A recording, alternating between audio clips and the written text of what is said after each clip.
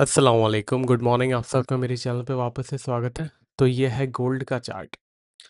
Gold prices ने शुरुआत की थी $49.64 के साथ मंडे को। एक बहुत ही ज़बरदस्त शुरुआत की थी। $200 तक की जो है माफ़ कीजिएगा, $100 से भी ऊपर की जो है तेज़ी मंडे को ही हमें देखने को मिल गई थी। ये है मंडे का कैंडल। उसके बाद गोल्ड प्राइसेस ने 5100 तक के हाईज बना चुका था वेडनेसडे।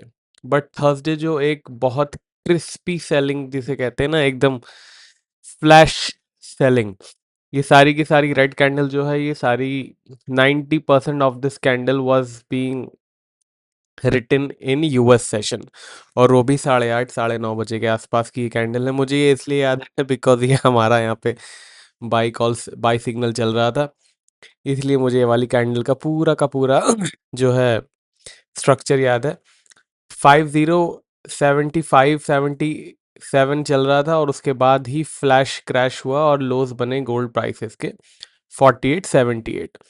रशिया का जो एक लीक हुआ था ब्लूमबर्ग के पास कि रशिया कंसीडर कर रहा है वापस से यूएस डॉलर पे वापस आने के लिए, उसकी वजह से एक क्रैश आया। उसके बाद क्रैश आने के बाद जब 5000 जो है टूटा जो है सडनली, तो $5000 टूटने के बाद बहुत ज़्यादा लिक्विडेशन भी आ गया, जैसे कि हम बात कर चुके हैं 29th और 30th ऑफ। ये जो दो कैंडल हैं, एक कैंडल और ये बड़ा वाला रेड कैंडल, ये जो दोनों कैंडल है, ये दोनों के दोनों मेन लिक्विडेशन पे बेस्ड हैं। कि जब इतना ज़्यादा लिक्विडेशन हुआ, जब प्रॉफिट बुकिंग हुई और उसके बाद प्रॉफिट बुकिंग के बाद मार्केट नीचे आ रही थी, उसके बाद जो ट्रिगर हुए मार्जिन कॉल्स और लिक्विडेशन, उस वजह से ये 5600 से लेके $4400 के लोस बने थे 3 दिन के अंदर। वैसा ही थर्सडे हमें कुछ देखने को मिला। सडनली $5000 के बाद बहुत ज़्यादा लिक्विडेशन हुआ। सिर्फ लिक्विडेशन गोल्ड में ही नहीं हुआ, नैस्डैक वगैरह में भी बहुत ज़्यादा लिक्विडेशन उस टाइम हुआ था। तो एक लेवल के बाद जब मार्केट क्रैश हो रहा है, तो बहुत ज़्यादा लिक्विडेशन भी हो रहा है, बिकॉज एवरीवन इज थिंकिंग कि कहीं भी गोल्ड सिल्वर बाय कर लो, मार्केट में प्रॉफिट तो आना ही है। तो उस वजह से भी काफ़ी ऐसे मार्केट में प्लेयर्स हैं जिनके पास बहुत ज़्यादा लेवरेज है, और लेवरेज होने की वजह से कि थोड़ा सा भी मार्केट नीचे जाता है 2-3%, तो पोजीशन ट्रिगर होना शुरू कर देती हैं और फिर वो डोमिनो इफेक्ट हो जाता है, एक एक करके पोजीशन लिक्विडेट करता है मार्केट, और फिर मार्केट एक एक ज़ोर से ही लॉस बनाता है। फिर उसके बाद मार्केट जो है रिकवरी की शुरुआत करता है। सो थोड़ा सा एक डोमिनो इफेक्ट जैसा चल रहा है, बट डोमिनो इफेक्ट आने के बाद आप ये देख सकते हो यहाँ पे भी 4400 के आसपास जो बाइंग हुई थी, वो कितनी स्ट्रांग बाई हुई थी। 4400 से गोल्ड वापस से 4659 ही चला गया था। $250 सडनली गोल्ड जो है ऊपर चला गया था बिकॉज ऑफ बाइंग। अब यह है कि जो सारी की सारी लिक्विडिटी है, वो 100 150 200 डॉलर की जोन में ही है। जब 100 200 डॉलर नीचे या ऊपर जाता है, तो मार्केट बहुत फ्री फ्लो मूड में आ जाती है बिकॉज ऑफ वॉल्यूम। $200 अगर गोल्ड नीचे जाता है, तो वॉल्यूम थोड़ा सा कम होने लगता है और लिक्विडेशन ज़्यादा होने लगते हैं। फिर उसके बाद जब गोल्ड की बाइंग शुरू होती है तो वो थोड़ी सी सिवियर होती है। ऐसे ही जब गोल्ड ऊपर चला जाता है और सेलिंग शुरू होती है, मार्केट लिक्विडेट करता है और बहुत सिवियर सेलिंग होती है। अब कर लेते हैं पिछले हफ्ते की बात। नॉन फार्म पेरोल डेटा आया था, that was a negative data. Wednesday को डेटा आया था, बट इट सीम्स के थर्सडे की मार्केट वेट कर रही थी और थर्सडे को उसने जो है ज़बरदस्त सेलिंग दिखाई। फ्राइडे का डेटा जो आया था, वो एक कॉन्फ्लिक्टेड डेटा था। 3 जो है नंबर्स हमें देखने को मिले थे, सीपीआई मंथली, सीपीआई ईयरली और core CPI monthly. CPI data जो है, जो प्लेन वनीला डेटा होता है, वो ईयरली में भी घट के आया था, मंथली में भी घट के आया था। लेकिन कोर सीपीआई डेटा, जो कि जिसके अंदर क्रूड ऑयल का प्राइसेस नहीं होता है, वो थोड़ा सा एलिवेटेड आया था। सो लॉजिक के हिसाब से तो कल गोल्ड पॉजिटिव ही होना चाहिए था, पॉजिटिव ही था, but because of core CPI data I was not convinced, इसलिए हमने कल बाई भी नहीं किया। आई वॉज थिंकिंग कि थोड़ा-सा सेलिंग सिस्टम आएगा हमारे सिस्टम पे, तो सेलिंग करेंगे, बट सेलिंग इनिशिएट नहीं हुई, तो फिर हमने फ्राइडे कुछ पंगे लिए ही नहीं। बाकी अगले हफ्ते भी डेटाज़ हैं, तो एक बार अगले हफ्ते के डेटा की जानकारी ले लेते हैं, फिर वापस चार्ट्स पे आते हैं। मंडे यूएस का बैंक हॉलिडे है, चाइना का भी बैंक हॉलिडे है।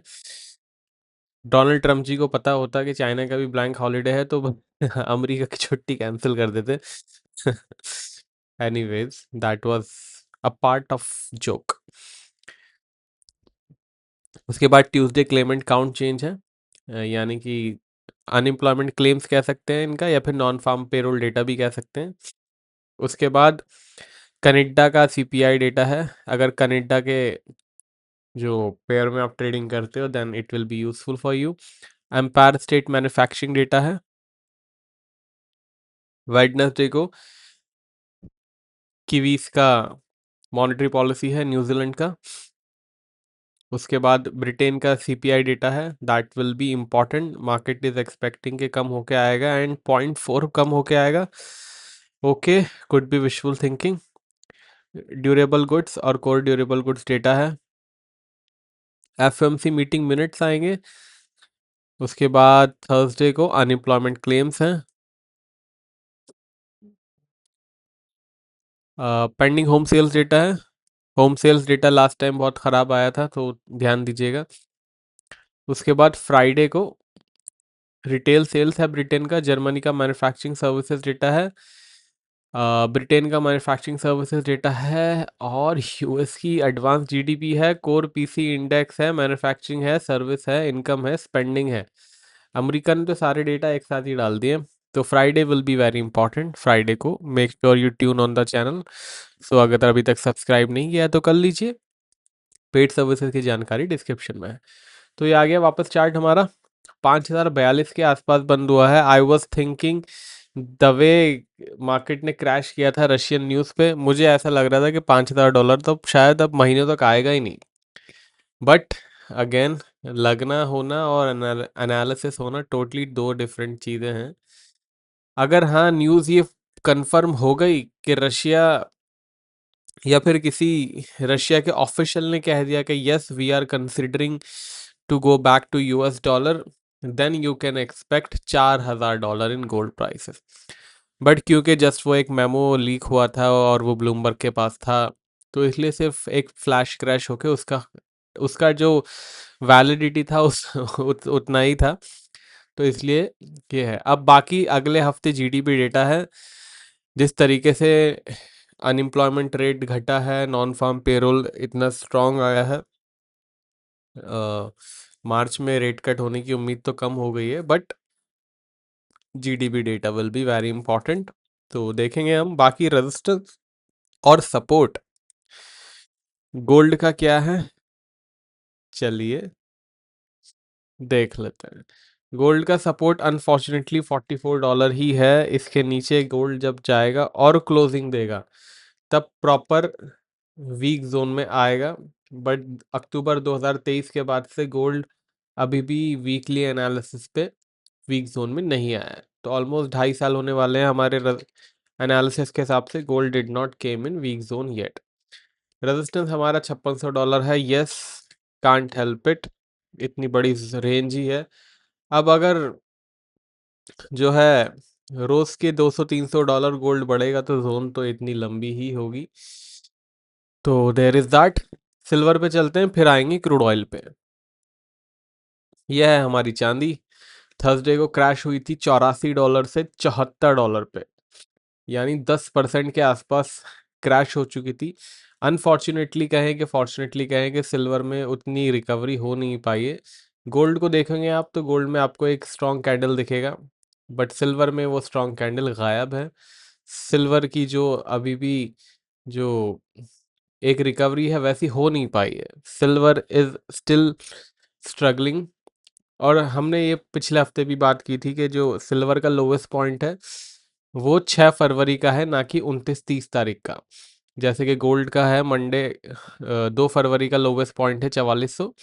सिल्वर का उसके बाद लोवेस्ट पॉइंट बना है। सो एक ये प्रॉब्लम सिल्वर के साथ हो सकती है because of this structural change.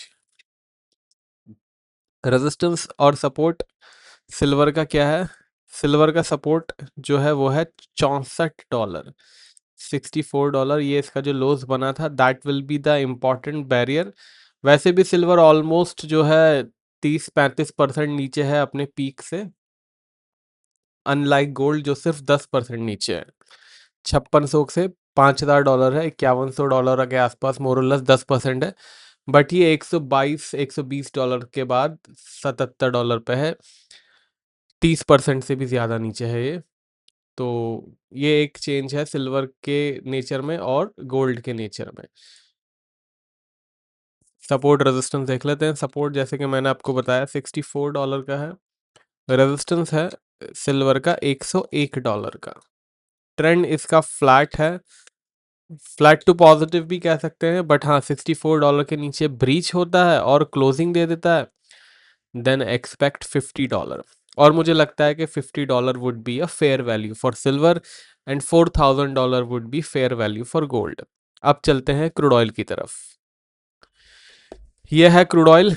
ज़्यादा कुछ हो नहीं रहा है, आप देख सकते हो कि एक दो हफ्ते में $4-5 की जोन में ही काम कर रहा है। $66 और $61, 2 हफ्ते से $5 में ही पिंग पोंग खेले जा रहा है। बड़ा अच्छी बात यह है कि जितना कंसोलिडेशन होता है उतना ही मार्केट स्ट्रांग होती है आगे जाके। अब मार्केट स्ट्रांग तभी रहेगी जब ये सपोर्ट ब्रीच नहीं करेगा $60 का। $60 का सपोर्ट ब्रीच हो गया और क्लोजिंग हो गई तो फिर ये कंसोलिडेशन इसके अगेंस्ट भी काम कर सकती है। तो $60 का सपोर्ट आपको पता चल ही गया। इसके नीचे अगर क्लोजिंग हो जाती है तो एक्सपेक्ट $55। रेजिस्टेंस पे आप आ गए हैं हम $70 के। ट्रेंड इसका क्लियरली पॉजिटिव है एंड दैट टू जब तक $60 के नीचे की क्लोजिंग नहीं होती है। $60 के नीचे की क्लोजिंग का मतलब है वीक जोन में वापस। बाकी पेड सर्विसेज की जानकारी डिस्क्रिप्शन में है। यहाँ तक वीडियो देख लिया है तो लाइक करना मत भूलिएगा। अब मिलेंगे मंडे को, तब तक के लिए टेक केयर, बाय बाय।